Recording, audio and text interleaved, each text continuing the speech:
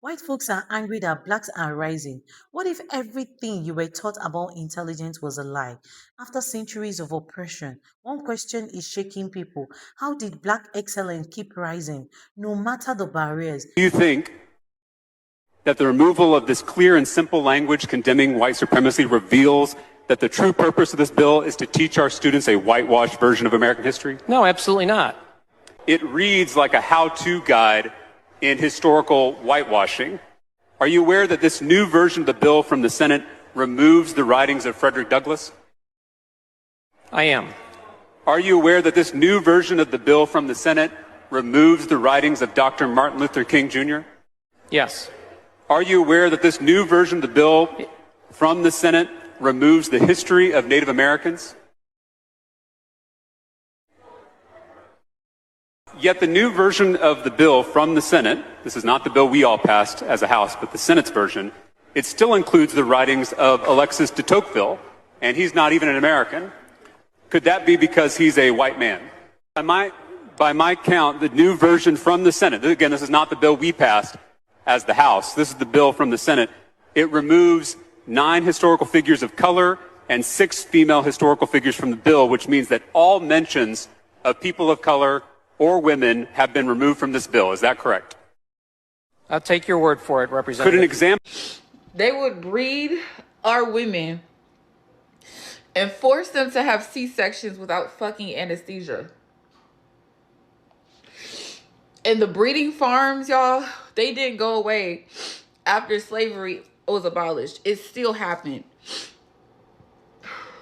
If you look into the father of gynecology, that man literally said black people don't experience pain. Therefore, he would not give the women any anesthesia to give birth, even when it came down to having a fucking C-section, bro. And as somebody who had a C-section and almost died, this shit just brought me to tears. Women were forced to be sleeping with over 100 men in one day. 100 men. And if they weren't to get pregnant, they would get beat. They would get literally limbs removed. They would be tortured. And this happened to men too. Breeding farms, you guys, breeding farms. When I say The Handmaid's Tale, it started with us. This book, Black AF History, this is the stuff they don't teach you in schools. This is the stuff they don't tell you about in schools because this is America unwhitewashed. One black slave was forced to breed over 200 children. One white slave owner had over 600 children by slaves. 600.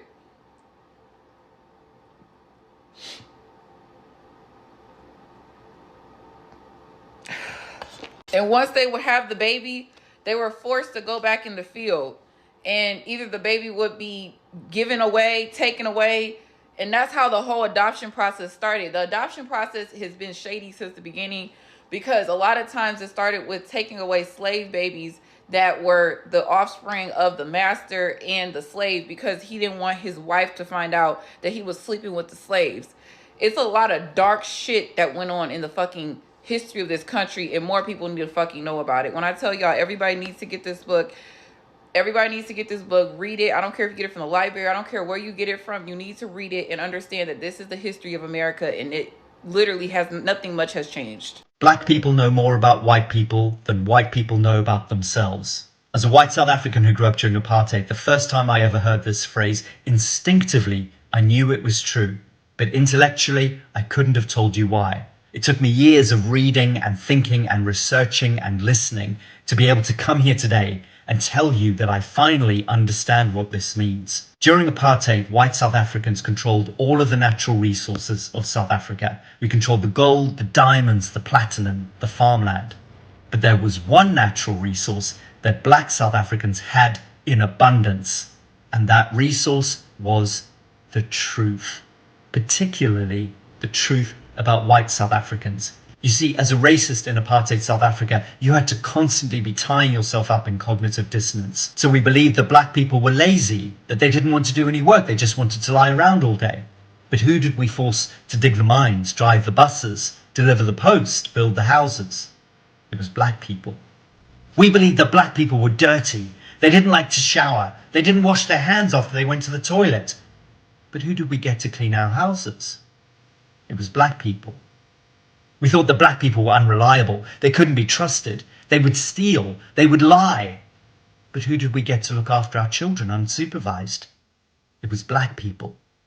You see, racism means that white South Africans could treat black South Africans however they needed to at any particular moment. One moment, you would be the adult and the black person would be the child. You would call the 50-year-old man who mowed your lawn a garden boy, even if he had grandchildren.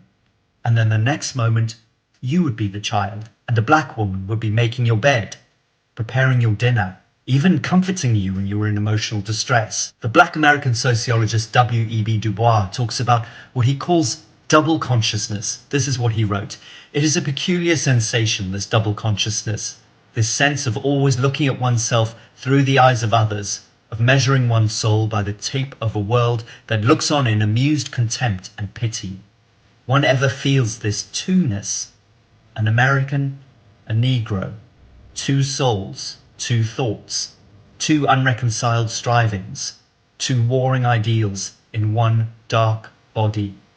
This is a painful way to think about a person's psyche, but this kind of damage, this split where a person has to be acting one way, thinking another way, I believe this originates inside the racist and is then transmitted into the black body. Because a white racist has to be able to believe that I am a good person even though I treat others badly. I am a Christian even though I treat others in an unchristian way. And I bring about peace through violence and war. I still have a long way to go on my journey. The thing about racism, especially when you experience it as a small child, is that it becomes a part of your fabric and it can take years, decades even, to unpick and unravel it. If you want to join me on my journey, please drop me a follow. I've just had to restart my channel here on TikTok, and I would love to be joined by as many passionate anti-racists as possible. It's only by talking about racism, by taking it apart and understanding it in its entirety, that we can ever have any hope of moving past it.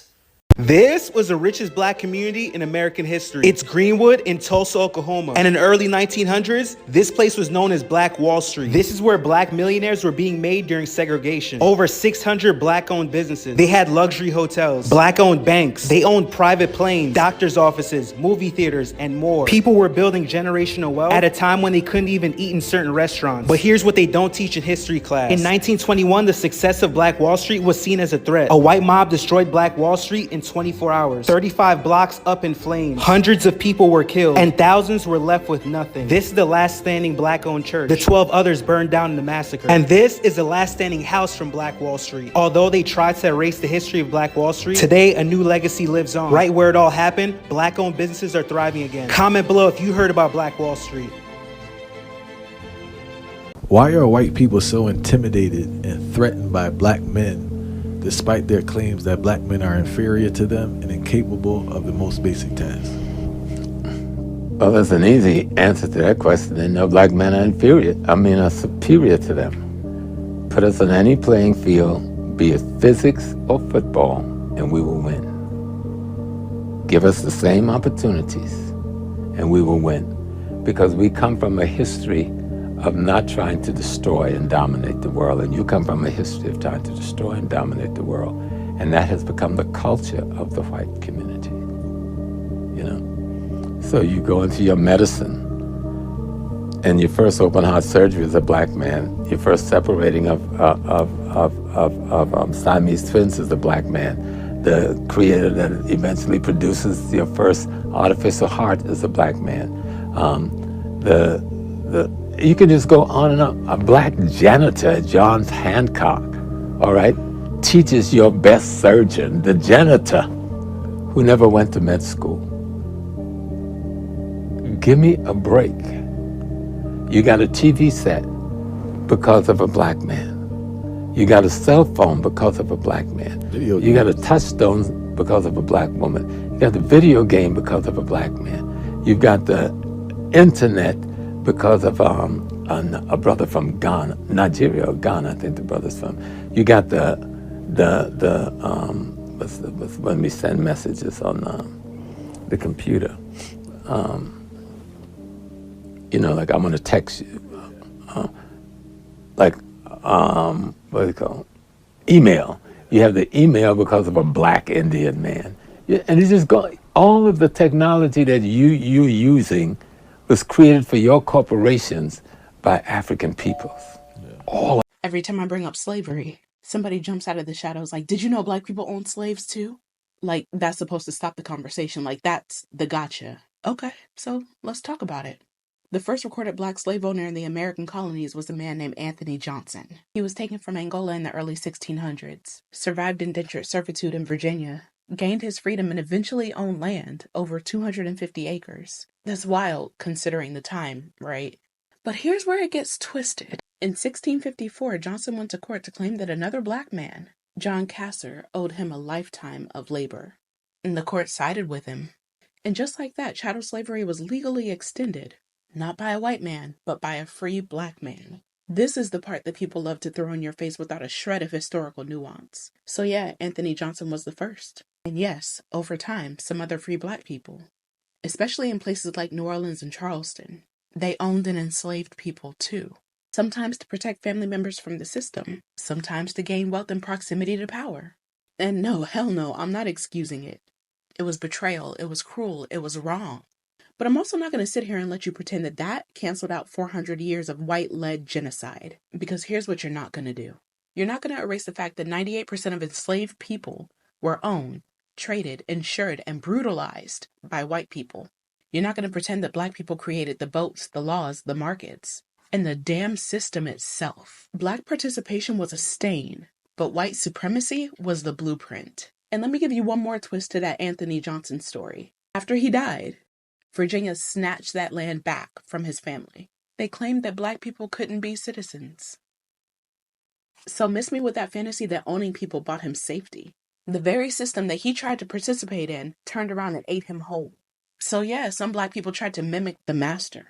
But that doesn't make them the architects. It makes them proof of how poisonous that system really was. They weren't trying to build freedom. They were trying not to drown. And in doing so, they passed the chains on. We don't hide the truth over here. But we damn sure won't let you weaponize it either.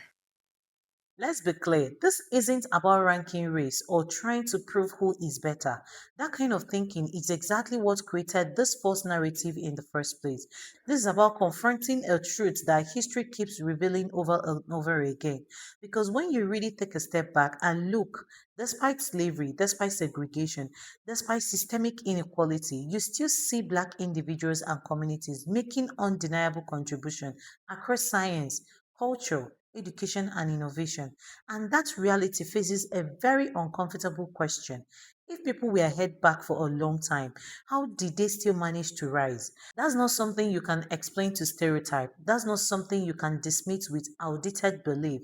It points to something deeper: resilience, adaptability, creativity, and an ability to thrive even in environments that were never designed for success. And here is where it gets even more important. For years, narrative wasn't just about separation, it was about justification, telling a story that made inequality seems natural and even deserved. But the moment you start seeing consistent excellence coming from those same marginalized groups, that story begins to fall apart. And that's what we are witnessing now, not confusing, but a shift. A shift where more people are starting to question what they have been taught. A shift where assumptions are being challenged by reality. Because intelligence has never been about race, it has always been about access, opportunity, and what people do when they face with diversity. So maybe the real takeaway here isn't shock. Maybe it's accountability. Maybe it's time to stop asking why black excellence exists and start asking why it was ever doubted in the first place. This content is not about promoting conflict in any way. This is strictly for educational purposes and it's not meant to hate or discriminate against anyone. Credit to all creators whose clips are featured in this episode. If this made you think even little differently, don't forget to like this video, share, subscribe, and also don't forget to turn on your notification bell because understanding the truth truth is how perspective change. See you in my next episode.